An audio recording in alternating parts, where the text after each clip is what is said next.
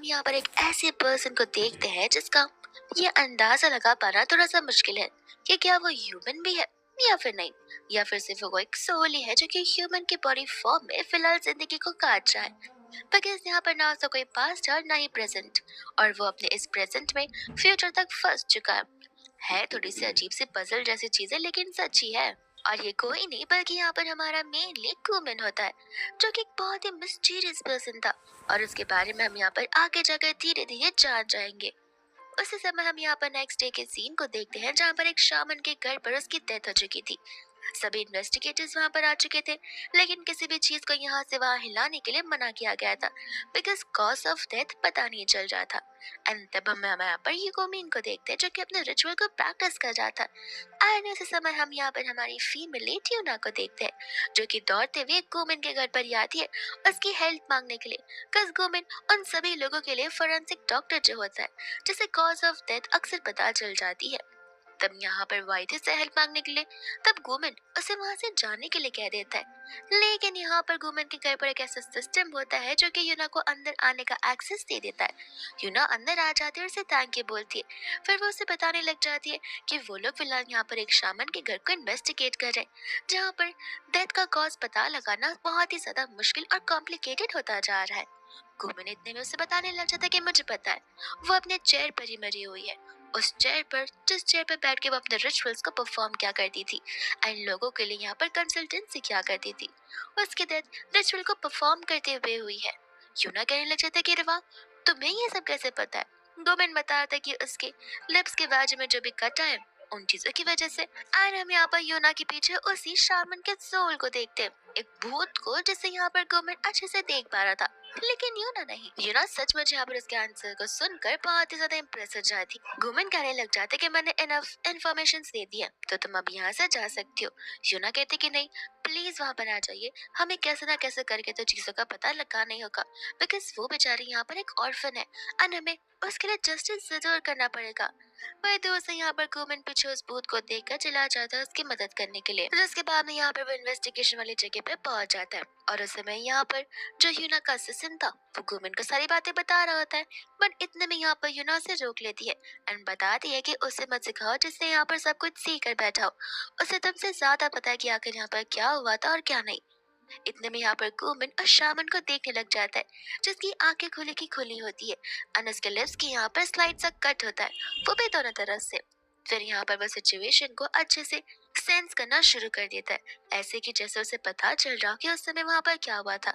और उसे विजुअल्स आ रहे होते हैं जहाँ पर ये शानमन अपने रिचुअल को ही फॉलो कर रही होती है, किसी चीज को लेकर और किसी के लिए। अब वो कौन सी चीज और किसके लिए, वो तो आगे पता चलेगी। इतने में यहाँ पर वो उनकी सभी चीजों को नोटिस करना शुरू कर देता है। इतने में यहाँ पर आकर यूना से बता रही थी कि क्या हमें इस प्लेस को एक सुपरस्टिशियस केक समझकर बंद कर देना चाहिए। गोमेन यहाँ पर उसे ऐसा करने से मना कर रहा होता है और उसे जाने के लिए कहता है। यूना को लग रहा था कि वो उसे हाथ बनाना चाहता है, तो वो भी उसे हाथ बनाने लग जाती है। एंड तब यहाँ पर वो उसे कहता है कि दूरी बनाए रखोगी तब मैं यहाँ पर काम कर पाऊंगा। इतने में यहाँ पर असिस्टेंट यूना की तारीफ करते कि मानना पड़ेगा, मुझे सचमुच बिलीव नहीं हो रहा तुम एक फोरेंसिक एक्सपर्ट को यहाँ पर लेकर आ गई हो, जो कि हर बार आने से पहले 100 या ज्यादा तो यहाँ पर नखरे करता रहता है, और आज अचानक से यहाँ पर आने के लिए रेडी भी हो गया। वही दोस्त यहाँ पर गोविंद उन्हें बताने लग जाता है कि फिलहाल तो यहाँ पर ज्यादा चीजों का पता नहीं लग सकता, अब वो सुपर चीज की वजह से हुआ है या फिर किसी केमिकल की वजह से, वो तो यहाँ पर इस बॉडी की ऑटोप्सी के बाद ही पता चलेगा। जिसके बाद वो लोग यहाँ पर इस बॉडी को भेज देते ताकि उन चीजों पर टेस्ट करवा कर पता लगा सके कि आखिर डेथ हुई कैसे थी। वही दोस्तों यहाँ पर बॉडी को भेज दी जाती है फॉरेंसिक लैब में, एंड साथ ही साथ यहाँ पर उन लोगों को वहाँ पर रुका जाता है जो कि उस घर के अंदर आए हुए थे। तब यहाँ पर वो 3 लोगों को रोकते, एक वो जो कि यहाँ की क्लाइंट थी और 2 पर्सन जो कि उनके साथ में आए हुए थे।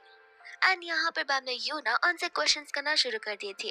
तब वो तीनों के तीनों यहाँ पर अलग अलग जवाब देते हैं, और प्रॉब्लम ये थी कि उन तीनों को पता था कि यहाँ पर वो शामन की जो सांसें थी वो धीरे धीरे बंद होती जा रही थी। इस चीज पर यहाँ पर वो उन तीनों पर गुस्सा करने लग जाते कि अगर तुम्हें पता था ये सब कुछ हो जाए तो तुम्हें एम्बुलेंस को बुलाना चाहिए था या फिर पुलिस से कांटेक्ट करना चाहिए था, इस तरीके से तमाशा नहीं देखना चाहिए था। वही दूसरे यहाँ पर वो लोग अपने स्टेटमेंट्स को बदलने की कोशिश कर रहे थे कि यहाँ पर हम आसपास तो थे भी नहीं। तब यहाँ पर यूना उनसे टाइमिंग पूछने लग जाती है और वो लोग 1 o'clock का टाइम बताते हैं और यूना उन्हें पकड़ लेती है, ये कहते हुए कि जरूर तुम तीनों मिलकर यहाँ पर कुछ तो झूठ बोल रहे हो, बिकॉज 1 बजे के आसपास ही यहाँ पर उसकी मौत हुई थी और तुम तीनों कह रहे हो कि तुम दोनों यहाँ पर थे ही नहीं, जहाँ पर आई थिंक रिपोर्ट्स के अकॉर्डिंग तुम तीनों यहाँ पर थे, इसलिए वो रिचुअल परफॉर्म कर रही थी।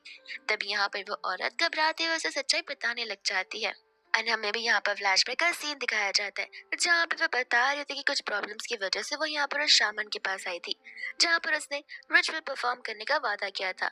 तब यहाँ पर वो अपने रिचुअल्स को परफॉर्म करी थी, जिन रिचुअल्स में यहाँ पर ढेर सारी चीजों का और ऑर्नामेंट्स का यूज किया जाता है, जिनमें से एक चीज यहाँ पर मिरर होती है। अब मिरर के अंदर देखना सख्त मना किया जाता है, बिकॉज अगर हम मिरर के अंदर देखते हैं तो उस तरफ की यहाँ पर बैड एनर्जीज हमें भी देखा करती है, जिस वजह से वो सारे के सारे सोल हमारे बॉडी को स्वैप कर सकते हैं, जहाँ पर हमारा रियल सोल उस मिरर के अंदर कैद हो जाएगा और वह शैतानी सोल यहाँ पर हमारे स्पेशियस बॉडी में आ जाएगा, जिस डर की वजह से यहाँ पर उस वुमन ने अपनी आंखों को बंद कर दिया था और शामन यहाँ पर अपने जो रिचुअल थे उसे कंटिन्यू किए जा रही थी।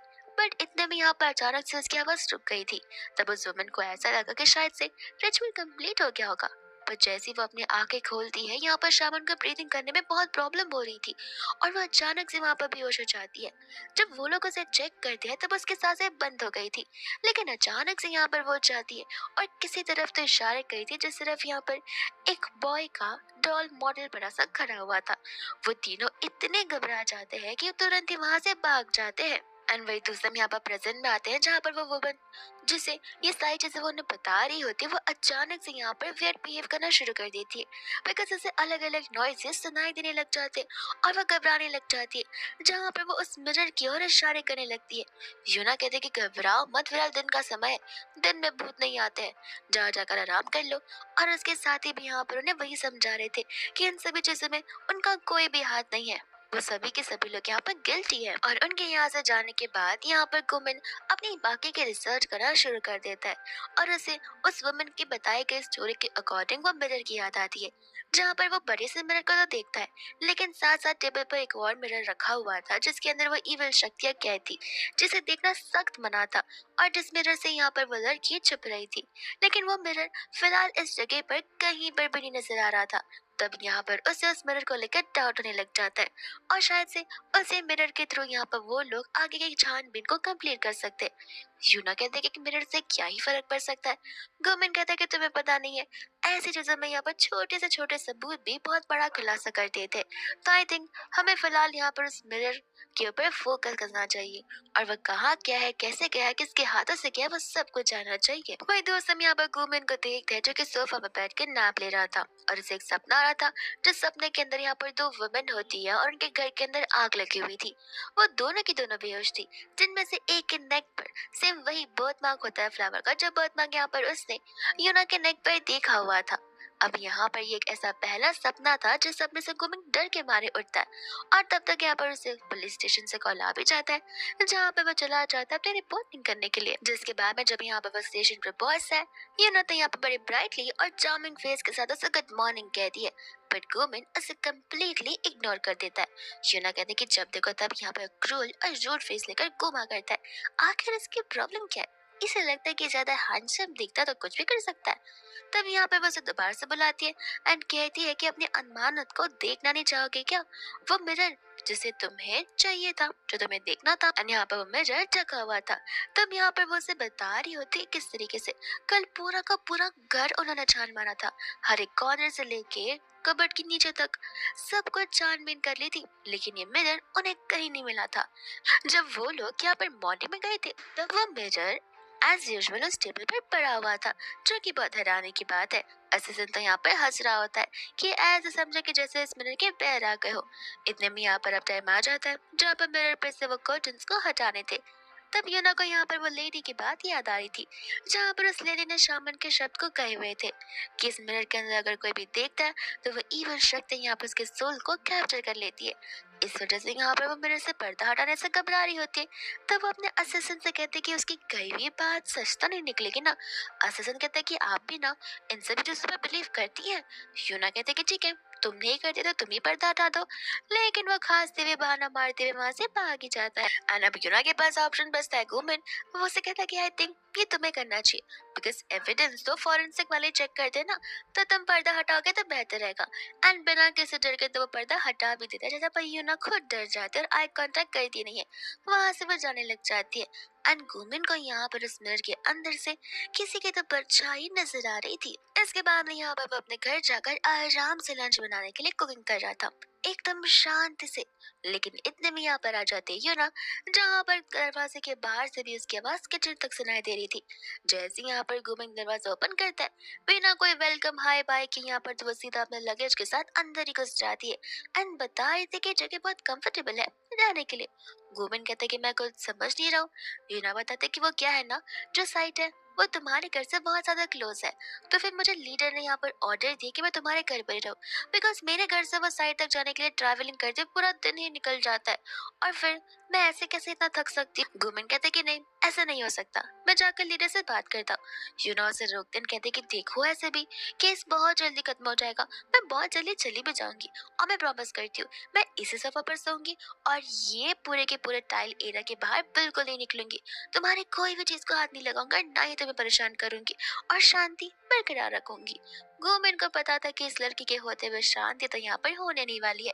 इतने में यहाँ पर यूना को वो टेडी बेयर नजर आता है, जैसे वो टच करने जाती है, बट गोमेन उसे तुरंत रोक लेता है, टच करने से मना करता है। यूना कहते कि अच्छा, लगता है यहाँ पर तुम्हारा फेवरेट सॉफ्ट टॉय होगा। ऐसे भी तुमने घर को सचमुच बहुत क्लीन रखा है, जरूर तुम्हारी मम्मा ने यहाँ पे इन सब चीजों को क्लीन करवाया होगा। तब वो बताता है कि नहीं, मैं एक ऑर्फन हूँ। यूना यहाँ पर हंसने लग जाती है, कहते कि ओ, तो तुम एक भूत की तरह यहाँ पर इस घर पर अकेले रहते हो। गुमिन उसे गोने लग जाता है, और यूना को तो यहाँ पर भूत वाली वाइब्स उसके अंदर से आ रही थी। वो कहते कि माफ करना, लगता है मुझे मजाक करना भी बंद करना पड़ेगा। इसके बाद में यहाँ पर उसके घर का टूर लेने लग जाती है, जहाँ पर उसे एक पेंटिंग नजर आती है, और वह पेंटिंग कुछ वैसी पेंटिंग थी जिस पेंटिंग का यहाँ पर गुमिन के सपने से कुछ ज्यादा इंटरकनेक्शन हो रहा था। इतने में वो किचन में जाती है, जहाँ पर गुमिन कुक कर रहा होता है। फिर वो लोग लंच करने बैठते, एंड यूना यहाँ पर उसके लंच वाले स्टाइल को देखकर थोड़ा सा वियर्ड फील करती है, बिकॉज वो यहाँ पर विदाउट पका हुआ रॉ मीट खा रहा होता है, जो कि बहुत ही वियर्ड बात है। इतने में यहाँ पर तो वो उसे बता रही थी कि फॉरेंसिक लैब की रिपोर्ट्स आ चुकी है, जहाँ पे वो शामन की डेथ किसी पॉइजन की वजह से हुई है। इतने में यहाँ पर वो अपने कानों में हेडफोन्स लगा देता है। यूना कहती कि लगता है मैं तुम्हें बोर कर रही हूँ, रुको मैं तुम्हें यहाँ पर एक इंटरेस्टिंग फैक्ट बताती हूँ। क्योंकि देखो, मुझे ऐसे लगता है कि शायद से यहाँ पर जो इंसान मिरर लेकर गया था वही मिरर लेकर वापस आया है, एंड आई थिंक यहाँ पर उसका इस पूरे के पूरे मर्डर से कोई ना कोई हाथ तो जरूर रखा। तब गुमिन बताता है कि जो इंसान मिरर लेके गया था वो इंसान मिरर लेके नहीं आया है, बल्कि वो दोनों एक अलग पर्सन है, और साथ ही साथ जो मिरर लेकर वापस आया है वो हमें हेल्प करना चाहता है सस्पेक्ट को ढूंढने के लिए। यूना कहते कि अरे वाह, लगता है यहाँ पर तुम्हारे हेडफोन्स काम नहीं करते, बिकॉज तुम्हें तो मेरी बातें एकदम ध्यान से सुनाई दे रही हैं। और यहाँ पर गुमिंग का एक नजर ही काफी होता है यूना को शांत करवाने के लिए, लेकिन सिर्फ कुछ ही समय के लिए। एंड इसके बाद में यहाँ पर वो लोग साइड पर वापस चले जाते हैं, जहाँ पर छानबीन शुरू हो जाती है, और यहाँ पर वही खाना पड़ा हुआ था जो खाना यहाँ पर शारमिन ने खाया था। तब यूना को शक था कि क्यों ना हम इन सभी खानों को टेस्टिफाई करने के लिए भेज दे। तब वो उसे बता देने की जरूरत नहीं है, बिकॉज यहाँ पर उसके स्टमक में जितने भी ऑब्जेक्ट्स पाए गए उनमें से खाना तो यहाँ पर उनमें से कोई नहीं था जिसके अंदर पॉइजन मिले हुए थे। इतने में यहाँ पर उनका ध्यान डोर पर रखे एम्ब्रॉयडर्ड शूज पर जाता है, और वैसे यहाँ पर एक वियर टाइप का गैस पूरी जगह फैलना शुरू कर देता है। तब गुमिन उसे बताता है कि पॉइजनस है, और यूना यहाँ पर सबसे पहले अपने आप को सेव करने के पहले उसे सेव करने का सोचती है, जो चीज यहाँ पर गुमिन बहुत अच्छे से नोटिस करता है। इतने में यहाँ पर यूना को किसी की परछाई नजर आती है, जहाँ पर वो तुरंत उस इंसान के पीछे भागती है, एंड वो वही हैट वाली लड़की होती है जिस लड़की ने यहाँ पर ऐसा क्लाइंट बनकर आई हुई थी। तब यहाँ पर बस बता दे कि प्लीज प्लीज मुझे माफ कर दो, मैंने यहाँ पर कुछ भी नहीं किया है। मुझे तो यहाँ पर बस बताया गया था कि अगर अगर हम यहाँ पर उस रिचुअल को पूरा करते तो वो शामन की जितनी शक्तियाँ है वो ट्रांसफर हो सकती है, और ऐसा मुझे उस ही ने बताया था कि वो सारी शक्तियों को पाने के लिए मैं एक एलिजिबल लड़की हूँ, इसलिए मैं बस वहाँ पर आई हुई थी। हम फिर यहाँ पर देखते हैं गुमिन को, जो कि उस ऑक्टोपस रूम में होता है, और उस समय यहाँ पर वो अपने टूल को स्पिन करता है, और फिर बाद में यहाँ पर वो उस टूल को समन करना शुरू कर देता है। जहाँ पर वो शामन का सोल वहाँ आ जाता है, जिसके बाद में यहाँ पर वो उसे पूछने लग जाता है कि जरा बताओ कि आखिर तुम्हारा मर्डर किसने किया है। एंड यहाँ पर पूरी घबरा जाती है, बिकॉज उसे कुछ याद नहीं आता कि आखिर उसे क्या, कैसे, कब और किसने किया था। तो वो उसे शांत करवाता है, कहते कि शांत रहो, आराम से सोच कर देखो, दिमाग पर जोर डालने की जरूरत नहीं है। ऐसे टाइम पर अक्सर यहाँ पर मेमोरी लॉस होना एक आम सी बात है। जहाँ पर तुम अगर डॉट्स को कनेक्ट करना शुरू कर दोगी तो शायद से यहाँ पर तुम्हें सब कुछ याद आ सकता है। लेकिन इतने में यहाँ पर यूना आ जाती है, जहाँ पर उस सोल को वापस से जाना पड़ता है। और यूना यहाँ पर उन शूज के रिपोर्ट्स को लेकर आई थी, जहाँ पर पता चलता है कि वो शूज यहाँ पर वो शामन को ही बिलोंग करते। तो वो उसे कहने लग जाता है कि इन शूज का इस केस के साथ में कोई भी यहाँ पर संबंध है ही नहीं, बिकॉज यहाँ पर शूज अक्सर लोग पहना करते हैं और कुछ लोग शूज को रखते हैं ताकि यहाँ पर जाते हुए सोल सीधा हेवन की तरफ चले जाए, जो कि एक रिचुअल माना जाता है और आजकल के जमाने में मिथ्स भी। तब यूना को समझ आता है कि शायद से यहाँ पर उसका सोल उल्टा तो नहीं घूम रहा, बीच में तो उसका भूत घूम रहा होगा। एंड यहाँ पर वो डरी डरी सी लगने लग जाती है। गुरमिन कहते कि शायद से तुम्हें अब जाकर डर लग रहा है। यूना कहते कि नहीं, यहाँ का टेम्परेचर थोड़ा ज्यादा ठंडा है, बस इस वजह से मेरा ध्यान भटक गया। इतने में यहाँ पर वो कोट लेकर आता है, जहाँ पर यूना से थैंक यू बोलती है। लेकिन ये कोट तो गुरमिन ने खुद के लिए लाया था, ना कि यूना के लिए। यूना को तो टेम्परेचर इतना ज्यादा बॉडी पर लग जाता है कि वो चीखते हुए वहां से भाग जाती है। वही दोस्तों यहाँ पर वो लोग चले जाते हैं अपने स्टेशन पर, जहाँ पर यूना को तो अभी भी चीख आ रही थी। एंड यहाँ पर हमारा फॉरेंसिक डॉक्टर अपना काम किया जा रहा था। उस समय यहाँ पर हान आ जाता है, जो कि उन लोगों को बताने लग जाता है कि पता लग चुका है, डिस्कवरी हो चुकी है कि आखिर कौन यहाँ पर मर्डर हो सकता है। उस विमेन को सारी सच्चाई पता है कि आखिर किसने वो मर्डर किया होगा। एंड इतने में यहाँ पर वो लोग सारे के सारे डॉट्स को कनेक्ट करना शुरू कर देते, जहाँ पर यूना को बहुत अच्छे से याद आ रहा था, जहाँ पर उस लेडी ने उसे कहा हुआ था कि वो लोग बता रहे थे कि उस लेडी को ही चुना गया है, यानी कि वही एलिजिबल है उसकी सारी एनर्जीज को और सोल्स को ग्रैब करने के लिए। विच मीन्स यहाँ पर उस वुमन को पता है कि आखिर मिरर कौन रखने गया था और कौन मिरर को लेकर आया था। और हो भी सकता है कि शायद से यहाँ पर वो मनगढ़ंत कहानियां भी बनाना शुरू कर दे अपने आप को बचाने के लिए, या फिर उस पर्सन को बचाने के लिए, ताकि वो वापस से सारे पावर्स को गेन कर सके। उतने में यहाँ पर इस मिस्ट्री को सॉल्व करते हुए यूना तो बहुत खुश होती है, तो जहाँ पर वो एक्सपेक्ट करती गुमिन उससे हाई फाई देगा, लेकिन नहीं, गुमिन उस टाइप का तो पर्सन होता ही नहीं है। और वही दोस्तों यहाँ पर गुमिन के जाने के बाद हान यूना से पूछने लग जाता है कि क्या तुम्हारे और मिस्टर गुमिन के बीच में कोई स्टोरी है क्या, या तुम्हारे बीच कोई 36 का आंकड़ा है, बिकॉज तुम दोनों यहाँ पर एक दूसरे के साथ बहुत अलग ही बिहेव करते हो। यूना कहते कि छोड़ो भी, कौन सा रिलेशन हमारे यहाँ पर तुम्हारे आईक्यू के काम आने वाला है, तो इन सभी बातों को ना जानो तो ही बेहतर होगा। वही दोस्तों यहाँ पर गुमिन चला जाता है अपने फोरेंसिक लैब में, जहाँ पर वो उसकी बॉडी को टेस्ट करता है, और उसकी बॉडी में यहाँ पर ढेर सारे अलग अलग निशान दिखाई दे रहे थे, जो कि यहाँ पर अक्सर तब आते हैं अगर कोई इंसान किसी दूसरे इंसान को मार रहा हो तब। जिसके बाद में यहाँ पर वो वापस से अपने टूल को स्पिन करता है और यहाँ पर उसके सोल को समन करता है। तब यहाँ पर वो शामन आ जाती है, जहाँ पर वो उसे कहता है कि देखो, फिलहाल मैं यहाँ पर तुम्हें बहुत ही हर्टफुल क्वेश्चन पूछूंगा, जो कि तुम्हारे लिए बहुत पेनफुल होगा, लेकिन इसका आंसर देना ही तुम्हारी भलाई होगी। जिस चीज की वजह से मैं यहाँ पर इंसान का पता लगा पाऊंगा जो कि तुम्हारी मौत के पीछे पड़ा हुआ था और जिस वजह से ये सब कुछ हुआ है, और इस चीज के लिए तुम्हें यहाँ पर मेरे साथ कॉर्पोरेट करना पड़ेगा। जहाँ पर वो शामन का सोल कॉर्पोरेट करने के लिए रेडी हो जाता है। तब यहाँ पर वो उसे उसके बॉडी इंजरी के बारे में पूछने लग जाता है, एंड यहाँ पर वो सोलो से बता रही थी। एंड यहाँ पर हमें भी फ्लैशबैक का सीन दिखाया जाता है, जहाँ पर हम यहाँ पर उस शामन को देखते हैं और उसके हस्बैंड ही को देखते हैं, जहाँ पर उसका हस्बैंड ही उसे मार रहा होता है, बिकॉज इस टाइम उस शामन ने डिनाई कर दिया था, यानी कि जो वो लेडी थी वो आई थी एज अ कस्टमर, और तब यहाँ पर उसने उसके रिचुअल को फॉलो करने से मना किया था। तब ये यहाँ पर उस पर प्रेशर बनाया था कि वो कुछ भी कर कर उसके केस को सॉल्व करेगी, एंड यहाँ पर वैसा इसलिए करेगी बिकॉज उन्हें पैसे की जरूरत है, भले इस चीज में उसकी जान क्यों ना चली जाए, उससे फर्क पड़ता नहीं है। और उसे डराने धमकाने के लिए उसने यहाँ पर वायलेंस का यूज किया था और उसे मारा पीटा था, जिस चीज की वजह से उसकी बॉडी पर इतनी इंजरी आ गई थी। हम प्रेजेंट में आते हैं, जहाँ पर गोमेन उसके पास जाता है, तब वो बेचारी यहाँ पर बहुत घबराने लग जाती है। वो उसका हाथ पकड़कर उसे शांत कराता है, उसे कंफर्टेबल फील कराता है, एंड बताता है कि डरो मत, यहाँ पर मैं तुम्हारे साथ हूँ और मैं जरूर यहाँ पर तुम्हें जस्टिस दिला कर रहूंगा। और इतने में यहाँ पर वो टूल स्पिन होना बंद भी हो जाता है, जहाँ पर टाइम खत्म और वो सोल वापस से चली जाती है। वही दूसरे में यहाँ पर यूना को देखते, जो आकर यहाँ पर हैंड पर चिल्ला रही थी कि पूरे दिन के यहाँ पर बैठे बैठे बस रिकॉर्ड्स देखते रहोगे, ऐसा नहीं कि जाकर मैं यहाँ पर मिस्टर गुम की कोई मदद करवा दूं।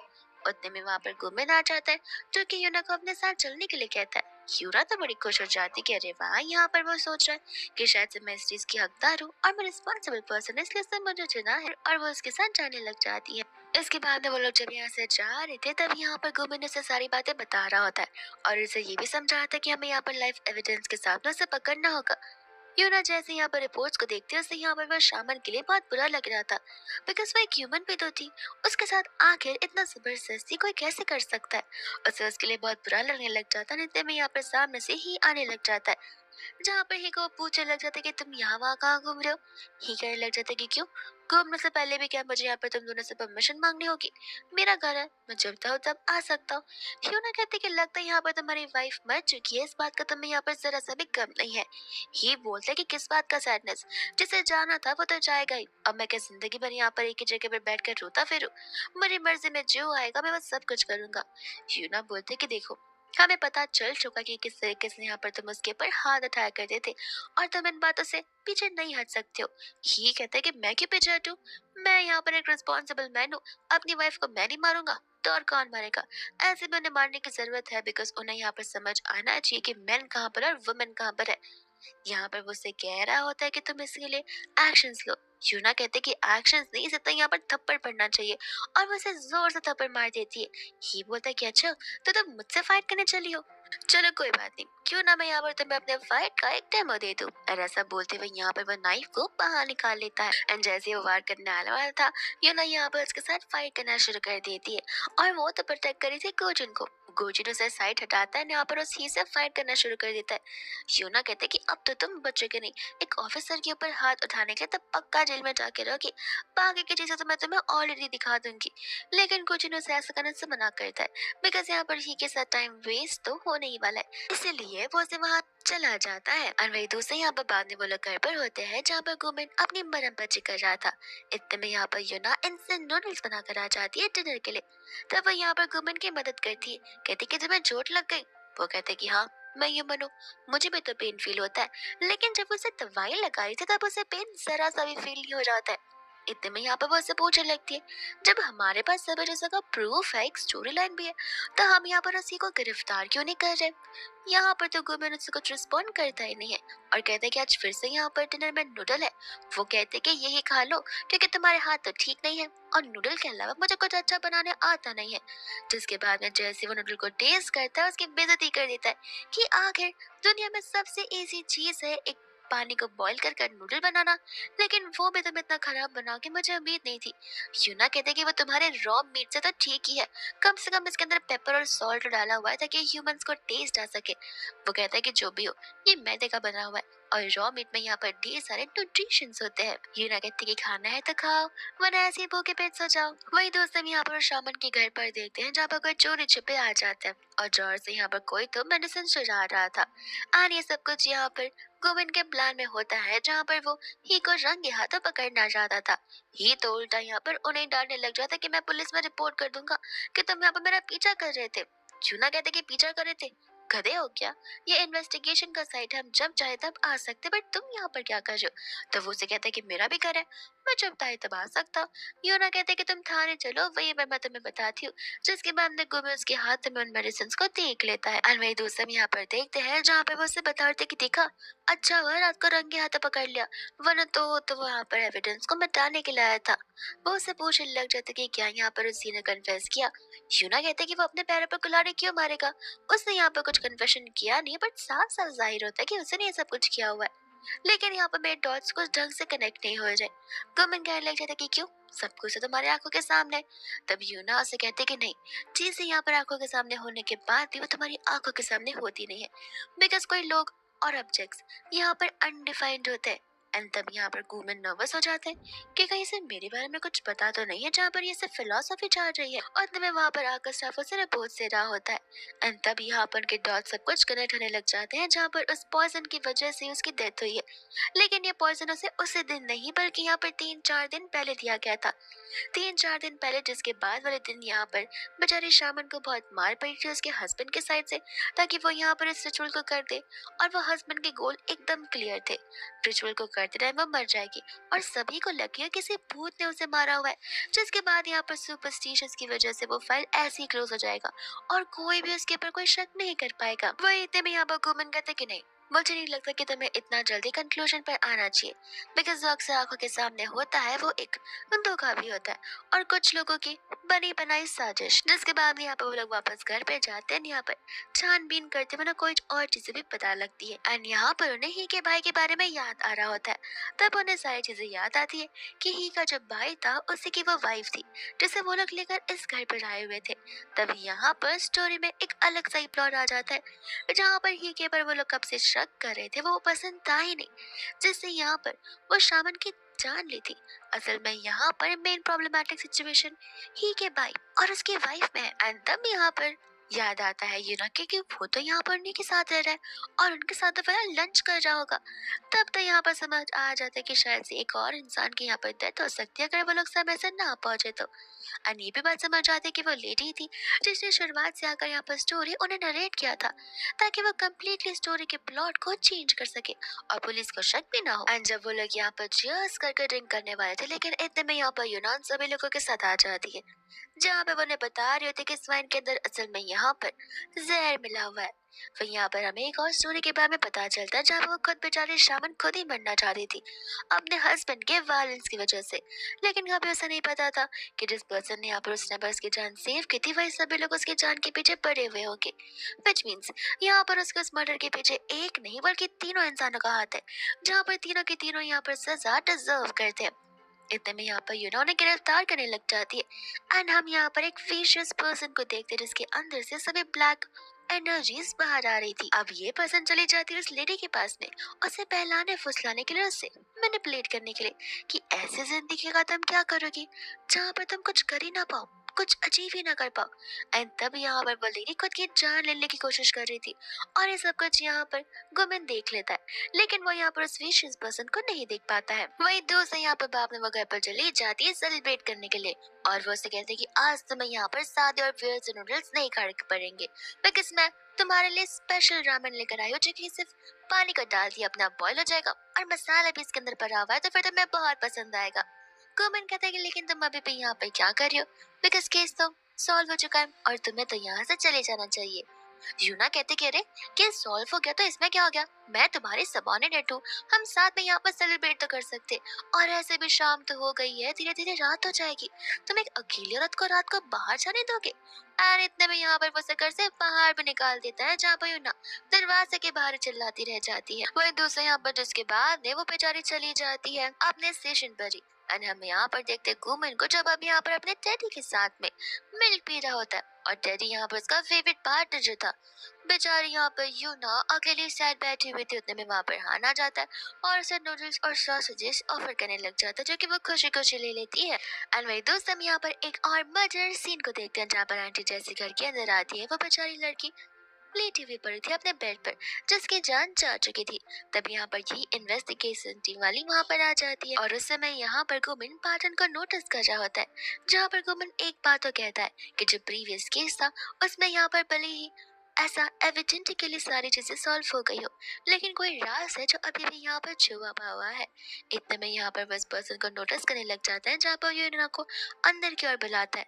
इतने में यहाँ पर हान उसे पैकेज बता रहा होता है जो कि लड़की के नाम से वहाँ पर आया हुआ था एंड तभी यहाँ पर गुमेन यूना को बता रहा था उसने के फ्लावर वाले मार्क को जो सेम फ्लावर का मार्क यहाँ पर पहले विक्टिम के गले पर था, विच मीन्स कि यहाँ पर शायद से दोनों की दोनों चीजें एक दूसरे से इंटरकनेक्ट करती हो और इनका मर्जर से कोई ना कोई लिंक तो जरूर होगा। एंड वही दूसरा यहाँ पर देखते हैं जहाँ पर यूना को टीम लीडर का कॉल आ जाता है जहाँ पर जिस तरीके से उन्होंने फर्स्ट केस को सॉल्व किया था उस केस के अकॉर्डिंग उसे यहाँ पर जूनियर लीडर बना दिया जाता है और यहाँ पर टीम का लीडर भी एक न्यू अपॉइंट कर दिया जाता है जो कि कोई और नहीं बल्कि यहाँ पर गोमिन ही होता है। इतने में यहाँ पर गोमिन उसे फोरेंसिक लैब पे लेकर आता है जहाँ पर वो उसे छोटी से छोटी डिटेल बता रहा था जो कि यहाँ पर उन्हें केस 2 के साइट पर मिली हुई थी और उस डिटेल के अकॉर्डिंग यहाँ पर रोप से उसे बांध कर उसकी जान ली गई थी, लेकिन रोप के निशान कहीं नजर नहीं आ रहे, सिर्फ कुछ कुछ जगह। और अगर रोप से मारा गया था तो वो लटकी हुई होती बट फिलहाल यहाँ पर वो लेटी पड़ी थी, विच मीन्स किसी ने डेलिबरेटली यहाँ पे सब कुछ जानबूझकर किया है। वही दूसरी यार बाद में यूना के जाने के बाद यहाँ पर वो स्टूल को स्पिन करता है, जहाँ पे वो लड़की का सोल बाहर आता है यहाँ पर गुमेन से मिलने के लिए। लेकिन उसके खुद के सोल को रियलाइज नहीं होता कि वो कब का मर चुके हैं। वो अपनी खुद की बॉडी को ऐसी हालात में देखकर एकदम पागल हो जाती है और उसे यकीन था कि मर्डर जरूर यहाँ पर उसी पर्सन ने किया होगा जिस पर्सन के बारे में यहाँ पर गुमेन उसे पूछ रहा होता है। लेकिन वो नाम बताने के लिए बड़ी थी नहीं। गुबिन उसे कहता भी है कि देखो समय बहुत कम है, तुम्हें बताना ही होगा। लेकिन इतने में यहाँ पर वो टूल स्पिन करना बंद कर देता है और सोल को वहां से जाना पड़ता है। और जिसके बाद यहाँ पर वो घर पर पूछताछ करने के लिए चले जाते हैं, जहाँ पर वो यूजुअली अपने फ्रेंड्स के साथ में रहा करती है। उस समय यहाँ पर जैसे उसकी फ्रेंड को पता चलता है कि वो मर चुकी है, तब उसे यहाँ पर एक इमोशनल स्ट्रोक पड़ता है। गुमन कहता है कि इतना टाइम नहीं है, आपको हमारे साथ कोऑपरेट करना होगा। तो वो उसकी फ्रेंड कहने लग जाती है कि आपको कैसे भी कर उस पर्सन का पता लगाना ही होगा जिसने यहाँ पर ये सब कुछ किया है। गुमन को डाउट होता है कि आपको कैसे पता कि ये मर्डर है ना कि सुसाइड। तो वो बता रही थी कि आखिर कितनी उसकी फ्रेंड चार्मिंग पर्सन थी, जो कि इन सभी चीजों के बारे में कभी सोच भी नहीं सकती है। तो जरूर यहाँ पर ये किसी ने जानबूझकर अपने रिवेंज के लिए किया होगा। इतने में यहाँ पर वो अपने फ्रेंड से मिला रही थी, जहाँ पर टेबल पर नोटिस करने पर पता चलता है कि शायद से पूरी रात ये लोग मिलकर ड्रिंक कर रहे थे। और यहाँ पर डेथ भी रात के समय हुई थी, तो कहीं यहाँ पर जैसे आगे जाकर कनेक्ट ना हो जाए। वही दूसरा यहाँ पर एक और न्यू चीज पता चलती है कि उसका एक्स हस्बैंड था, तो वो लोग चले जाते हैं उससे मिलने के लिए, जहाँ पर उसके एक्स हस्बैंड को दुख तो होता है। तब गुमन उससे पूछने लग जाता है कि आखिर तुमने उसे क्यों मारा। वो क्लियरली कह देता है कि देखिए, मेरे और उसके बीच का रिलेशन बहुत पहले खत्म हो चुका था। अब जब रिलेशन था तब मुझे उसके लिए बुरा तो लग रहा है, लेकिन एलिमनी के बाद यहाँ पर हम दोनों ने एक दूसरे से ना बात की थी और ना एक दूसरे की शक्ल देखी थी, तो मिलना तो दूर की बात है। एंड वो बता रहा होता है कि उस रात जिस रात मर्डर हुआ था वो यहाँ पर अपने कंपनी की इवेंट में था। वही दूसरी यहाँ पर रात हो जाती है, जहाँ पर यूना बेचारी पुलिस स्टेशन में बैठकर नूडल खा रही थी और यहाँ पर गुमिन चला जाता है घर पर अपने डैडी के साथ में डिनर करने के लिए।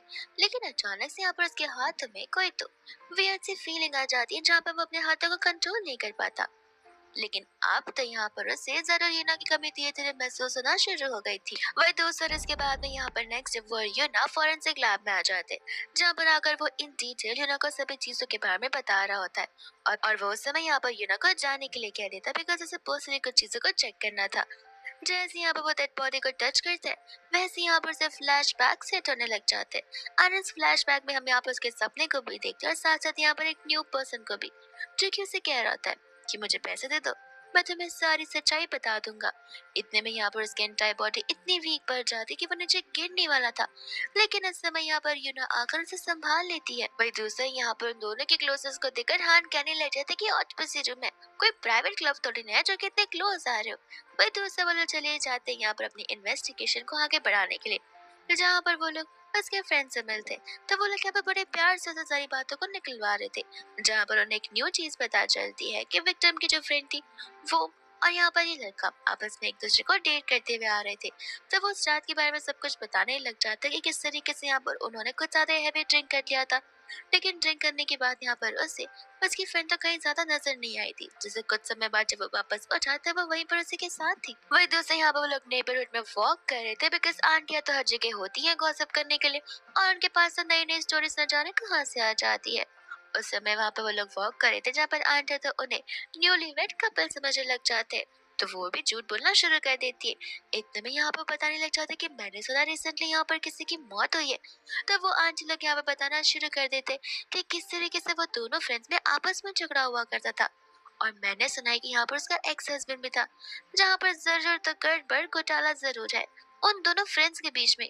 न जाने यहाँ पर जमाना कैसा आ गया है जहाँ पर दोस्त भी दोस्त की जान ले सकता है, इसकी क्या ही पॉसिबिलिटी है। जिसके बाद यहाँ पर लोग घर पर चले जाते हैं सारे छानबीन करने के लिए, और उस समय यहाँ पर उन्हें ज्यादा कुछ समझ नहीं आ रहा था, बट उन्हें एक लगेज का बैग जरूर नजर आता है। इस चीज से समझ आ जाता है कि वो लोग सिर्फ नाम के फ्रेंड थे और उनके बीच जरूर यहाँ पर ढेर सारी कॉन्फ्लिक्ट हुआ करती थी।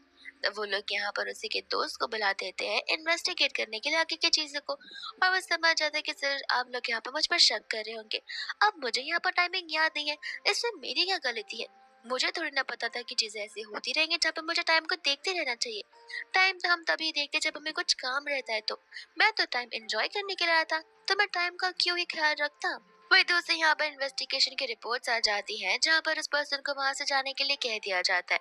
एंड इन्वेस्टिगेशन के अकॉर्डिंग यहाँ पर उस विक्टिम को ड्रग्स दिए गए थे, विच मीन्स अब यहाँ पर उनका सारा का सारा शक चला जाता है उन दोनों रूममेट्स पर ही। एंड हमें यहाँ पर फ्लैशबैक का सीन दिखाया जाता है जहाँ पर हम उस विक्टिम के एक पास्ट मेमोरी को देखते हैं जहाँ पर विक्टिम घर पर अकेले बैठ के कंटिन्यूसली खाए जा रही थी और वो भूखी नहीं थी। असल में यहाँ पर इस चीज को इमोशनल ईटिंग कहते हैं, जहाँ पर ब्रेन अक्सर फॉग हो जाता है और वो कंफ्यूज हो जाता है।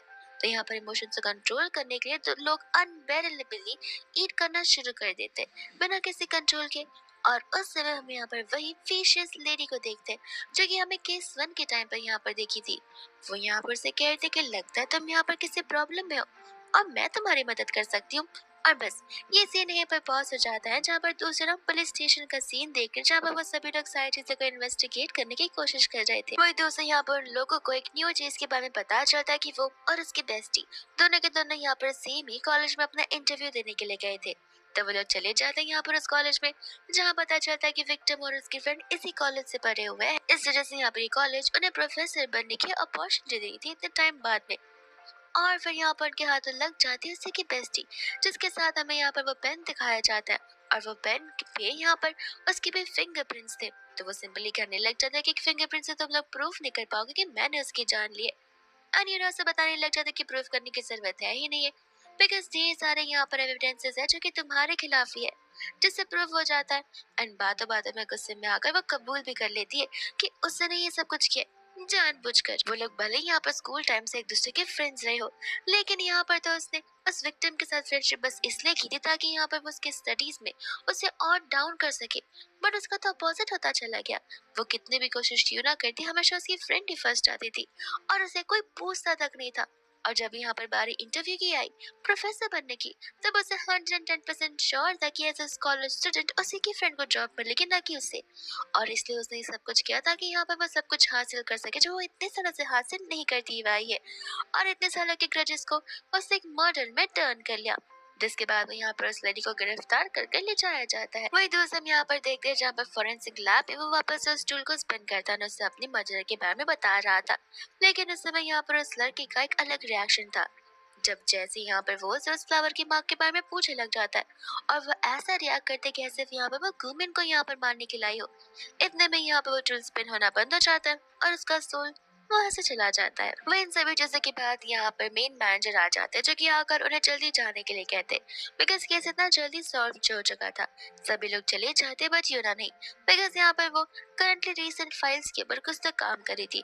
उतने में वहाँ पर गुमिन आता है जिसकी हालत ठीक नहीं थी, तो वो उसे तुरंत लेकर हॉस्पिटल चली जाती है और उसके बाद घर लेकर आती है जहाँ पर उसने गुमिन के लिए स्पेशल डिनर बनाया था। और इस बार इस डिनर में एक नहीं बल्कि मल्टीपल टाइप्स ऑफ रामेन होते हैं। वो उससे बताते हैं कि रुको रुको, नूडल्स के अलावा भी मेरे पास ऑप्शन है, ये देखो ये सॉसेजेस, ये मेरी स्पेशलिटी है। गुमिन कहते हैं कि कट तो मैं भी कर सकता हूँ सॉसेजेस को, उसमें स्पेशल वाली बात क्या है। वो कहते हैं कि एक तो मैं तुम्हारी मदद कर रही हूँ ऊपर से तुम मेरे साथ ऐसे बिहेव कर रहे हो। फिर हम यहाँ पर उस फेशियस पर्सन लिया को देखते हैं जो कि यहाँ पर दो इंसानों से मिलता है। वो उसे बता रही थी कि यहाँ पर मुझे पता है कि तुम क्या करना चाह रहे हो, मैं तुम्हारी मदद कर सकती हूँ और ऐसे भी मेरा काम ऑटोमेटिकली हो जाएगा बिकॉज जिस पर्सन को मैं ढूंढ रही हूँ वो मुझे ढूंढते हुए यहाँ पर आ जाएगा। और हम देखते हैं कि उन दोनों ह्यूमंस ने किसी और इंसान को पकड़ कर रखा हुआ था बिकॉज वो लोग उसे बुली जो कर रहे थे। इसके बाद में हम यहाँ पर यूना को देखते हैं और गुमिन को देखते हैं जहाँ पर यूना ने इस बार ढेर सारे डिशेस बनाकर रखे थे, यानी कि मीट और ऑमलेट, जो कि उसके लिए बहुत सारे डिशेस थे। और वो लोग यहाँ पर इस बार कैंडल लाइट डिनर करते जिसके साथ साथ वो लोग ड्रिंक भी कर रहे होते। एंड ये गुमिन का यहाँ पर लाइफ में फर्स्ट टाइम था जहाँ पर वो ड्रिंक ट्राई कर रहा था, जहाँ पर आधे पैक में ही उसे चढ़ जाती है और वो खुद के सेंसेस में बिल्कुल नहीं होता। इतने में यहाँ पर रेगुलर टाइम पर उसका म्यूजिक प्ले होना शुरू हो जाता है और गुमिन यूना को यहाँ पर डांस करने के लिए आगे बुलाता है जहाँ पर यूना जैसे उसके हाथ को टच करती है उसे थोड़ा वियर्ड लग रहा था बिकॉज गुमिन के हाथ यहाँ पर बहुत ही ज्यादा कोल्ड थे जो कि एक नॉर्मल ह्यूमन के असल में नहीं होते। एंड तब यहाँ पर वो लोग बड़े क्लोजली एक दूसरे के साथ डांस करने लग जाते और यही डांस इन दोनों के एक दूसरे के बहुत क्लोज ला देती है।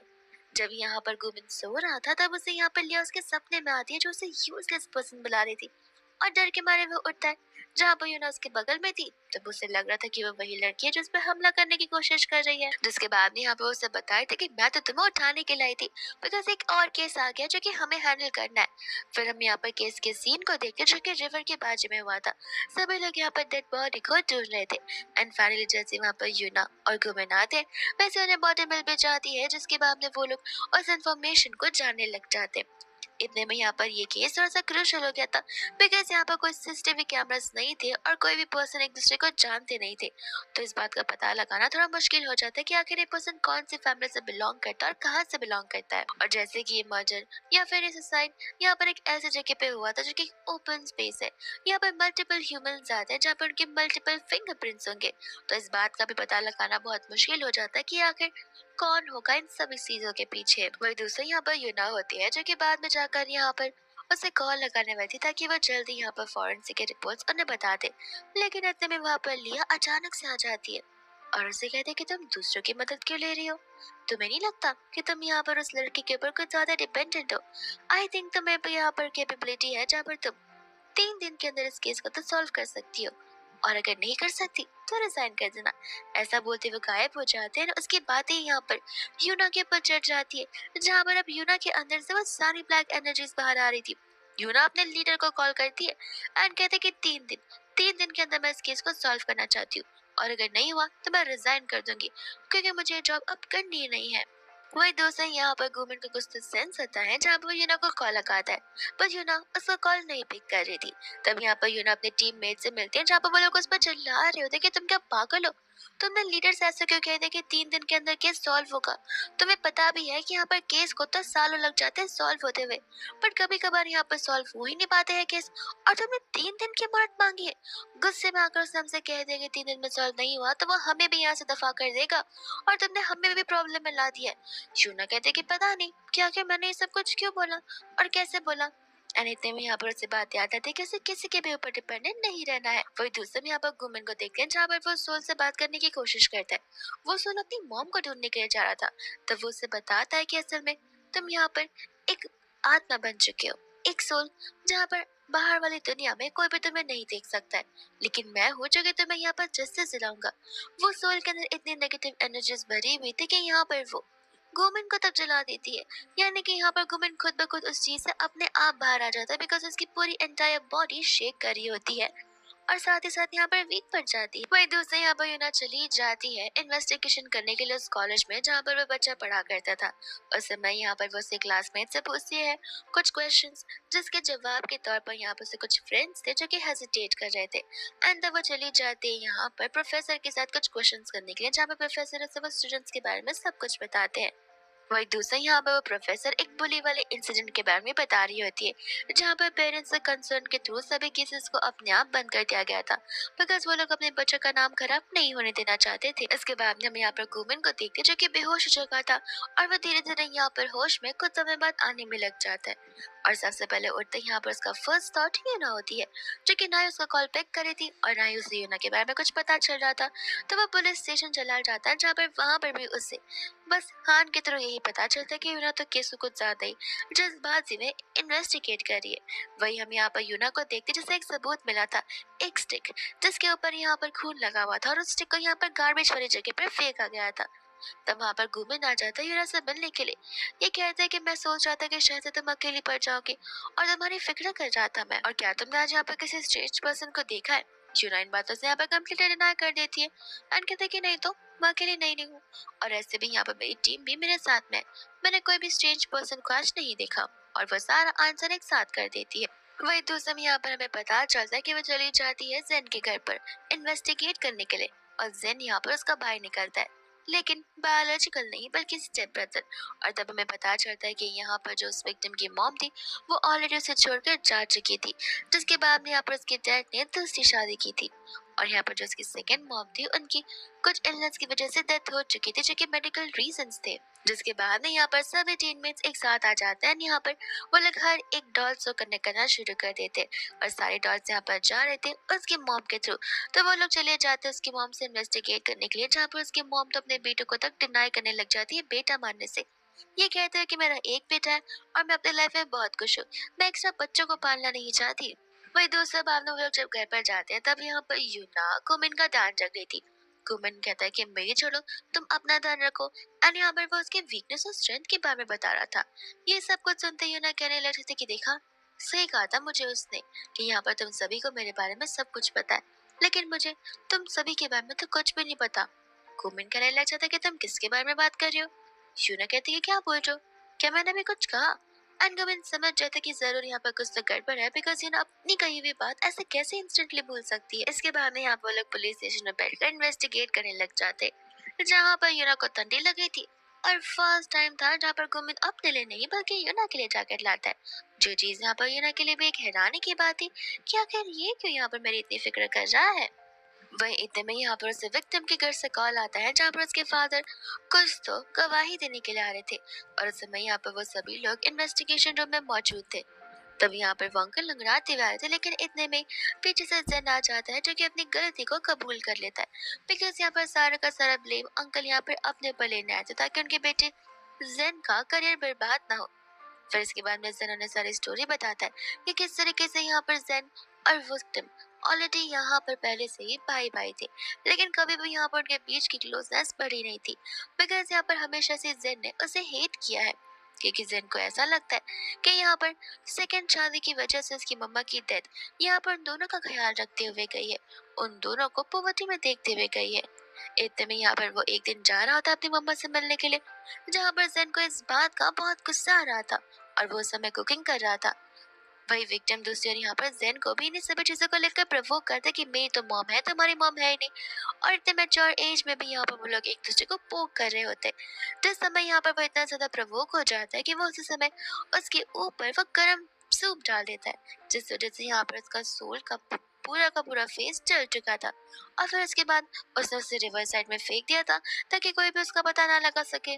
लेकिन हालांकि सभी को यहाँ पर उसकी बॉडी के बारे में पता चल चुका था। वही दूसरा बात में वो लोग जब स्टेशन पर आते हैं, तब यहाँ पर यूना कह रही थी कि आजकल जितने भी केसेस हैंडल कर रहे हो, उन सभी केसेस में हर किसी का कोई क्लोज पर्सन ही निकलता है, जिन्होंने यहाँ पर उनकी जान ली होती है। आखिर कोई यहाँ पर अपने के साथ ऐसा कैसे इजीली कर सकता है। कितना डिफिकल्ट होता है एक ऐसा पर्सन पाना अपनी लाइफ में जो एक दूसरे को ट्रस्ट कर सके। वह दूसरा यहाँ पर नेक्स्ट मॉर्निंग होती है, जहाँ पर सभी लोग उस स्टेशन पर ही सो गए थे। एंड यहाँ पर गुमिन आते ही यूना को देख रहा होता है। जैसे यूना उठने लगते तो वैसे नाटक करते कि वो यूना को देख ही नहीं रहा था, वो तो यूना को उठाने के लिए आया था। जिसके बाद में यहाँ पर वो सभी लोग अब अपने पुराने फाइल्स पर वर्क करना शुरू कर देते, बिकॉज यहाँ पर रिसेंट के जितने भी केसेस है वो क्लोज हो चुके थे। लेकिन अभी भी यहाँ पर गुमिन को पता था कि सभी के सभी केसेस यहाँ पर एक दूसरे से इंटरकनेक्टेड है, बिकॉज यहाँ पर फ्लावर के मार्क्स हर किसी के नेक पर थे। और जिनसे भी वो पूछना चाहता था, वो लोग यहाँ पर उसे हार्म करने के लिए आ जाते थे, तो बस सच्चाई कभी नहीं बताते थे। तब यहाँ पर वो यूना से कहने लग जाते कि अब तुम्हें स्टेशन पर सोने की जरूरत नहीं है, तुम चाहो तो मेरे घर पर रह सकते हो, जब तक तुम्हें यहाँ पर कोई पास वाला घर नहीं मिल जाता। यूना यहाँ पर बहुत खुश हो जाती है और उसे थैंक यू बोलने लगती है। फिर उसके बाद में यहाँ पर आज होती है मूवी नाइट, जहाँ पर वो लोग मूवी देखने वाले थे। तब यहाँ पर गुमिन यूना से पूछा था कि जरूर तुम्हें यहाँ पर कोई प्रिंसेस वाली मूवी देखनी होगी। यूना कहती कि नहीं तो, क्या तुम प्रिंसेस वाली मूवीज देखते हो, वो भी इस उम्र में। मैं छोटी थी तब देखा करती थी, लेकिन तुम बड़े होने के बाद देखोगे ये तो एक्सपेक्टेड नहीं था। वो उसे कहता है कि मैं अपने बारे में नहीं बल्कि तुम्हारे बारे में कह रहा था। वो उसे बताती कि नहीं तो, मुझे यहाँ पर हॉरर, थ्रिलर, क्राइम और डॉक्यूमेंट्री वाली मूवीज पसंद है, जो कि सीरियल किलर वाली हो। ये सुनते ही यहाँ पर वो सोचने पड़ जाता है कि आखिर ऐसी कौन सी लड़की है जो कि ये सारी बातें सोचती हो। तब यहाँ पे वो लोग हॉरर मूवी लगाते हैं। एंड उस समय यहाँ पर यूना कहने लग जाती है कि तुम्हें नहीं लगता तुम इतने बड़े घर पर अकेले रहते हो, और क्या पता तुम्हारे बाकी कमरों में कोई तो रह रहा हो जिसके बारे में तुम्हें कुछ पता ही ना हो। तब वो उससे कहने लग जाता है कि देखो तुम कितना भी चाहो, तुम मुझे डरा नहीं सकती हो। इतने में यहाँ पर वो यूना से क्लोज होने की कोशिश कर रहा था, लेकिन यहाँ पर हॉरर सीन ऐसे आते हैं जहाँ पर यूना तो डरती नहीं, बल्कि यहाँ पर ह्यूमन जरूर डर जाता है। यूना तो यहाँ पर उसके पर हंसने लग जाती है, कहते कि अगर तुम्हें हॉरर मूवीज नहीं पसंद तो फिर तुम मुझे बता देते, हम यहाँ पर नॉर्मल कोई रोमांटिक मूवीज भी देख सकते हैं जो अच्छी होती है। और यहाँ पर बाद में कुमिन उसे एक मूवी रिकमेंड करता है, जो उसे सदियों से देखनी थी, बट वो आज तक नहीं देख पाया था, बिकॉज उसके पास कभी फ्री टाइम था ही नहीं। एंड वो लोग यहाँ पर टाइटैनिक वाली मूवी देख रहे होते हैं, जहाँ पर एंड में तो कुमिन की आंखों से आंसू आने लग जाते। यूना कहती कि तुम सचमुच रह रहे हो। कुमिन नहीं बल्कि यहाँ पर कुमिन जरूर डर जाता है। यूना तो यहाँ पर उसके ऊपर हंसने लग जाती है। कहते कि अगर तुम्हें हॉरर मूवीज नहीं पसंद तो फिर तुम मुझे बता देते, हम यहाँ पर नॉर्मल कोई रोमांटिक मूवीज भी देख सकते हैं जो अच्छी होती है। एंड यहाँ पर बाद में कुमिन उसे एक मूवी रिकमेंड करता है जो उसे सदियों से देखनी थी, बट वो आज तक नहीं देख पाया था बिकॉज उसके पास कभी फ्री टाइम था ही नहीं। एंड वो लोग यहाँ पर टाइटैनिक वाली मूवी देख रहे होते हैं जहाँ पर एंड में तो कुमिन की आंखों से आंसू आने लग जाते हैं। यूना कहते कि तुम सचमुच रह रहे हो। कुमिन कहता है कि हाँ, मैं क्या तुम्हें भूत नजर आता हूँ? मैं भी ह्यूमन हूँ और मेरे अंदर भी फीलिंग्स है, तो मैं रोऊंगा जरूर अगर स्टोरी इतनी सैड है तो। यूना यहाँ पर हंसने लगती है। कहते कि अरे बुद्धू, वो सिर्फ एक मूवी है, इन रियलिटी थोड़ी ना ये सब कुछ हुआ होगा। इसके बाद में यहाँ पर वो लोग चले जाते हैं उस विक्टिम की लाश को देखने के लिए, जिसके बाद में यहाँ पर यूना कहने लग जाते कि आज तो मैं भी आई हूँ तुमसे मिलने के लिए। कुमिन को यहाँ पर कुछ समझ नहीं आता। वो उसे कहते कि आई नो, चश्मा पहन रखा है और विदाउट चश्मा भी तुम मुझे नजर आती हो। लेकिन इतने में यहाँ पर वो एक छोटे से नाइफ को उठा लेते हैं, कहती है कि तुरंत यहाँ पर बेड के पास चले जाओ वरना मैं इसे मार दूंगी। कुमिन को यहाँ पर कुछ समझ नहीं आता जब वो यूना के अंदर से वो विशियस सोल लिया बाहर आती है और तब वो उसे देखकर पहचान जाता है कि आखिर वो है कौन। लिया कहते कि देखो, जितना बोल रहे हो बस उतना करो, मुझे ज्यादा बहस करना बिल्कुल पसंद नहीं है। इसके बाद में यहाँ पर वो उसे बेड पर खंजर से बांध कर रख देती है। यहाँ पर वलिया से पूछने लग जाता है कि मुझे बस एक चीज का आंसर चाहिए कि आखिर तुमने मेरी फैमिली को क्यों डिस्ट्रॉय किया। और हमें पता चलता है कि यहाँ पर लिया नहीं, उसकी फैमिली को यानी कि उसकी डॉटर को और उसकी मदर को यहाँ पर डिस्ट्रॉय कर दिया था, उनकी जान नहीं रही थी। लिया कहने लग जाता है कि बिकॉज ये सब कुछ करने में मुझे बहुत मजा आता है और ऐसे भी तुम्हारी बॉडी यहाँ पर मुझे बिलोंग करती है, जहाँ पर आई थिंक मैं जो चाहूँ वो कर सकती हूँ। और ऐसे भी अगर तुमने भी पहले मार दिया होता तो आज सारी डिवाइन पावर्स मेरे पास आती, ना कि तुम्हारे पास में। तब यहाँ पे वो सिखाने लग जाते कि देखो, जो तुम्हें करना है तुम मेरे साथ करो, पर उस लड़की को यहाँ से जाने दो। लिया कहते कि अरे वाह, इतना ज्यादा प्यार। अगर सोचो यही तुम्हें मारने का रीजन बन जाए तब तुम क्या करोगे। एंड यहाँ पर बाद में वो यूना को ऑर्डर्स देती है जहाँ पर यूना उसकी पूरी एंटायरली कंट्रोल में होती है और जाते ही यहाँ पर वो गुमेन के हाथों में स्क्रैच कर देती है, वो भी उस नाइफ से। जिसके बाद में यहाँ पर वो उसे कहते कि सोचो, अगर यूना को पता चलता कि यहाँ पर उसे तुम्हारी जान लेनी चाहिए तो उसे कैसा फील होगा। एंड यहाँ पर वो उसे अपने कंट्रोल से बाहर निकाल देती है जहाँ पर वो गुमेन को ऐसे देखकर बहुत टेंशन में आ जाती है। गुमेन उसे वहां से जाने के लिए कहता है बट वो जाती नहीं है। वो यहाँ पर गन रोल कर देती है लिया की ओर, पर उतने में यहाँ पर लिया वापस उसे अपने कंट्रोल में करती है जहाँ पर गन की फेसिंग हो जाती है गुमेन की ओर। लिया यहाँ पर कहने लग जाती है कि तुम कुछ भी कर लो, मुझे मार कभी नहीं पाओगी, यहाँ पर तुम एंटायरली मेरे कंट्रोल में हो। यूना कहते कि नहीं, मेरा सोल भी यहाँ पर एकदम प्योर है, मैं अपने आप को भी कंट्रोल कर सकती हूँ। जहाँ पर मुझे पता है कि अगर तुम सांस ले रही हो which means तुम जिंदा हो। एंड यहाँ पर तुरंत एक गन फेसिंग कर देती है लिया की ओर। जिसके बाद में हम यहाँ पर गुमेन को देखते हैं और यूना को देखते हैं।